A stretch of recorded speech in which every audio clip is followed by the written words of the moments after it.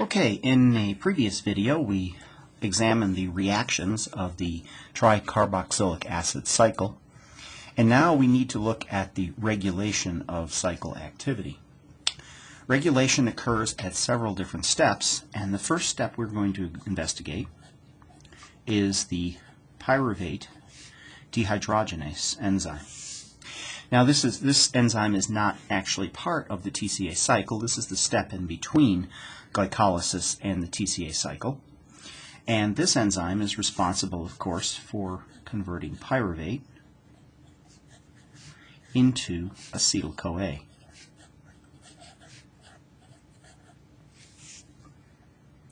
The acetyl-CoA then can be introduced into the TCA cycle by a condensation reaction with oxaloacetate.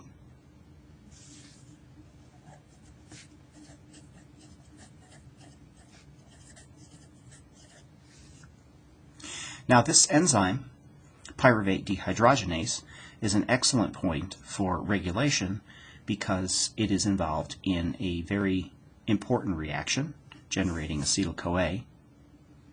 And in skeletal muscle, what we're going to see is that the regulation of this enzyme is just simply going to be slowing the amount of substrate flowing into the TCA cycle. This is going to regulate the TCA cycle by limiting the amount of acetyl-CoA substrate entering the cycle and slowing the process down if we are in a high energy state. So this particular enzyme is going to be decreased in activity when energy levels are high. Now this makes sense because we want to slow the process down in skeletal muscle in order to control the amount of substrate moving through the oxidative pathways.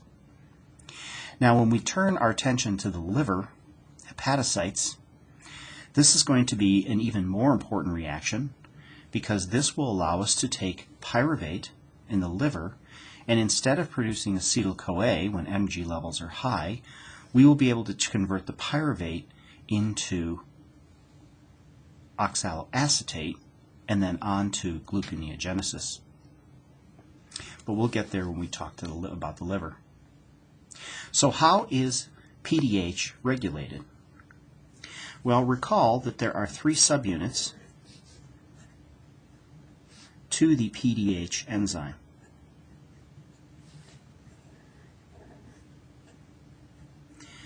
These consist of E1, E2, and E3. Remember, the thymine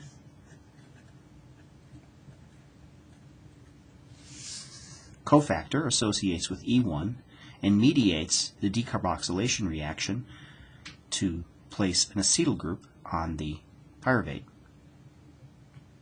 from the pyruvate into the complex itself.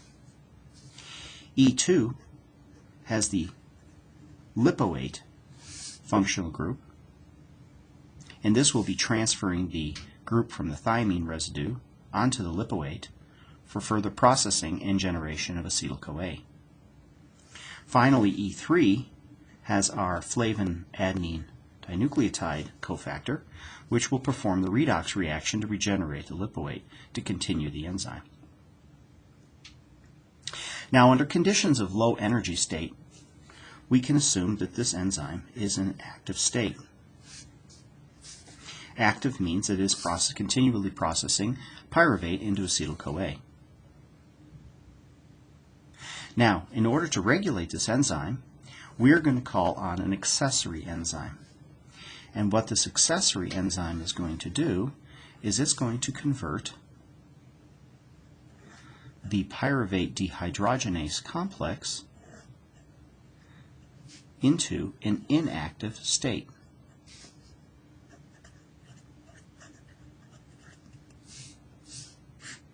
This particular regulatory enzyme is called the pyruvate dehydrogenase kinase.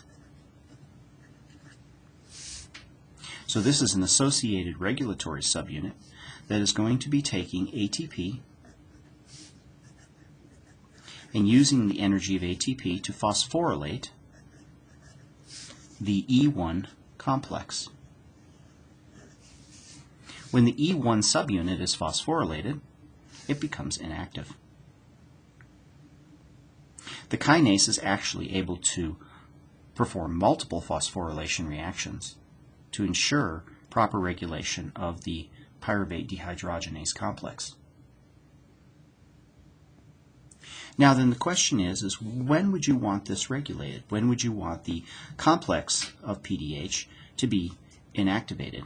Well, for example, when the energy levels are high.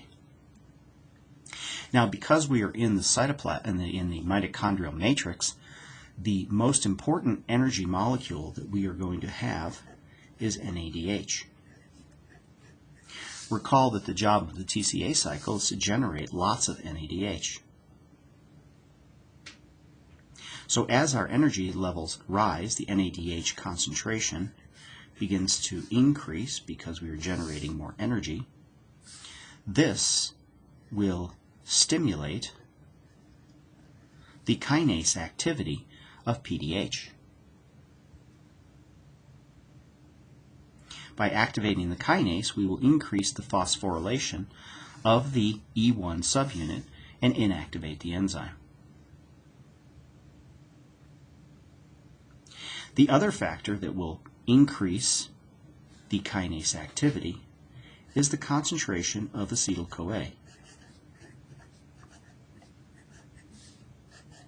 So naturally, as the concentration of acetyl-CoA increases, which means that the PDH activity is high, this is going to be entering the TCA cycle to generate more NADH. So this essentially will also regulate by stimulating the kinase activity, and in doing so, slow the activity down by phosphorylating the E1 subunit.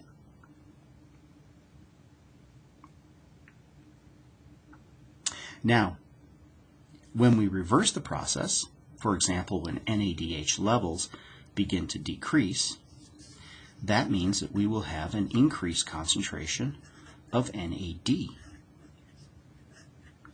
the oxidized form.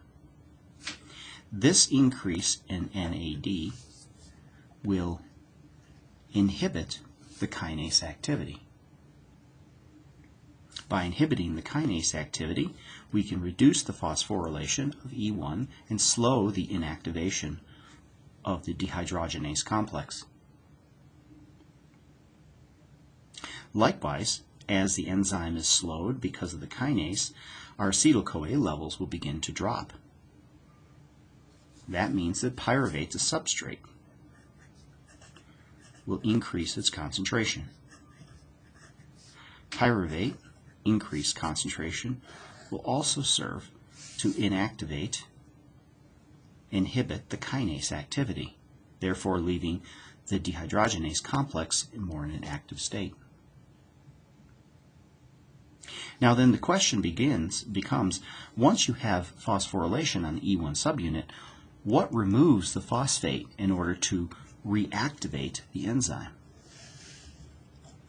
Because the phosphate must be removed as inorganic phosphate. This is done by the pyruvate dehydrogenase phosphatase regulatory subunit. So again, the phosphatase is a counterenzyme to the kinase. Kinases place phosphate groups on subunits. Phosphatases remove them as inorganic phosphate. Now, this enzyme has a basal activity level, so that whenever it sees the phosphate group, it's going to hydrolyze that phosphate off and reactivate the enzyme. But in skeletal muscle, we want to make sure that we can stimulate this activity. So what's going to stimulate this is an increased concentration of calcium. So calcium will activate the phosphatase enzyme. This makes sense because increased calcium concentrations are required for muscle contraction. Muscle contraction requires ATP. So as our use of ATP increases because of muscle contraction, which is stimulated by calcium, we want to make sure that the energy-producing pathway is jump-started. So calcium is a signal for muscle contraction, which is going to be using ATP. That calcium also stimulates the phosphatase activity to reactivate the pyruvate dehydrogenase complex by activating the phosphatase, dephosphorylating the E1 subunit, and now the enzyme is ready to convert more pyruvate into acetyl-CoA to put into the TCA cycle.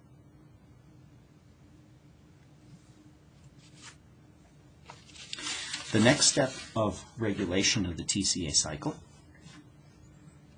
is with the enzyme isocitrate dehydrogenase.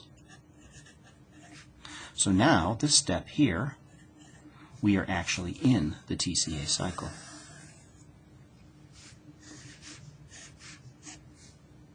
So recall, this particular enzyme converts isocitrate into alpha ketoglutarate. Now, because this is a dehydrogenase reaction, this is a redox reaction, we are going to be oxidizing isocitrate, and so therefore we need something to move these electrons to. So this is one of our NADH producing steps. So as we will see with most dehydrogenase enzymes, the concentration of NADH is going to be controlling the activity of the dehydrogenase enzyme. So as the NADH levels begin to rise, this also means that the limited supply of NAD is beginning to decrease. So the NADH, under these conditions, will be an inhibitor of the dehydrogenase.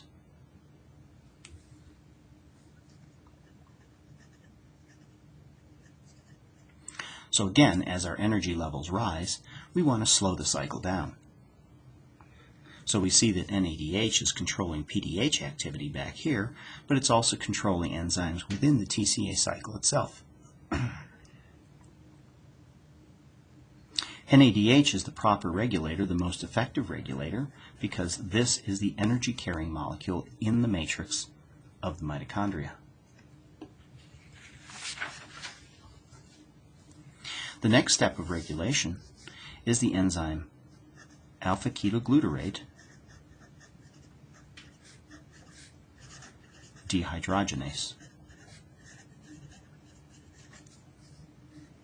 This is the next step in the TCA cycle from isocitrate dehydrogenase, and this enzyme is converting alpha-ketoglutarate to succinyl-CoA.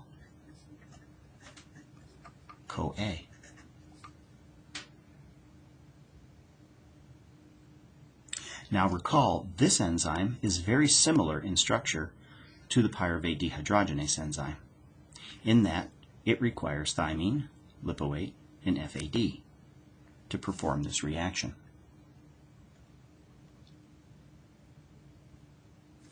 This being a dehydrogenase, it is also going to need a redox partner, in this case, again, NAD, to form NADH. As we saw with the isocitrate dehydrogenase, as our NADH levels begin to rise because our energy charge is high, our NAD levels begin to drop. So the necessary cofactor to keep this enzyme going is becoming reduced, lowering its concentration. The reduced form of NAD, NADH, is now going to inhibit the alpha-ketoglutarate dehydrogenase. Very much same as the isocitrate dehydrogenase. Now, as you can imagine, if you look forward in these reactions in the TCA cycle, we have one more point of regulation. And you can guess this one probably. This is the malate dehydrogenase. So you're beginning to see a theme here. Dehydrogenase enzymes are excellent points of regulation because they are producing the energy-generating molecules, NADH. Now in this case, this enzyme in the TCA cycle is converting malate to oxaloacetate. Again, this reaction is a redox reaction, so we are going to oxidize malate into oxaloacetate. So we need a partner to reduce, and that is going to be NAD to form NADH. And the same principle holds with this enzyme as the previous two. As energy charge begins to increase, NADH levels begin to rise, NAD levels begin to drop. This then becomes, as the previous two enzymes, an inhibitor. NADH levels become an inhibitor of malate dehydrogenase.